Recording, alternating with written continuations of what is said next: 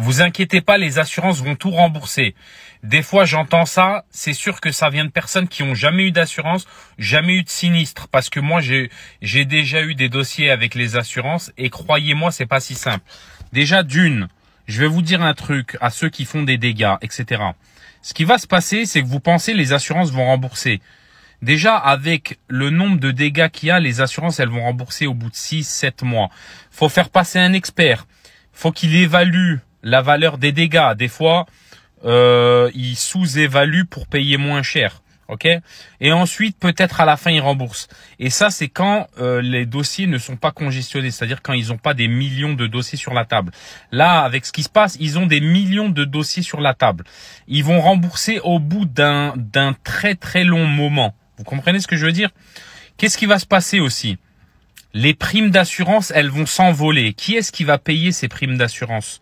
C'est nous les conducteurs, c'est les parents de ces jeunes, c'est peut-être eux dans 2-3 ans quand ils vont passer le permis et qu'on va leur dire que pour une Clio 3, ça va leur coûter 100 € par mois et ils auront peut-être pas l'argent de payer cette assurance et peut-être qu'ils vont rouler sans assurance parce que c'est trop cher. Vous voyez ce que je veux dire ou pas?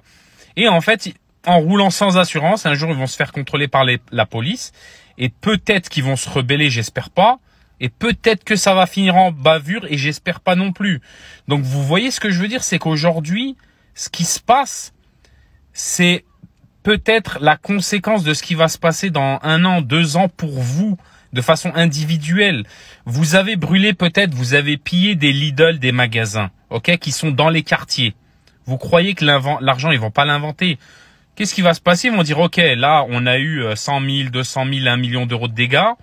Pour récupérer cet argent, on met 10% de hausse sur tous les magasins dans ce secteur. D'accord? Vous êtes dans un quartier, ils vont augmenter tous les prix de tout. Ensuite, ils vont dire, voilà, pourquoi c'est plus cher? Parce que nous, on a eu des dégâts, machin, il faut récupérer l'argent. Et qui est-ce qui va acheter ces paquets de pâtes, ces boissons, cette nourriture, ces salades? C'est nos parents, c'est vos parents, c'est tout le monde. Et en fait, cet argent, tous les dégâts que vous faites, il va ressortir de votre poche, soit de la vôtre directement, soit indirectement par vos parents ou vos proches, etc.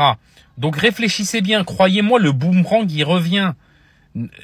Quand vous faites des dégâts, c'est nous, on paye. Mais nous, c'est moi, c'est vous, même ceux qui font des dégâts, ils vont payer indirectement.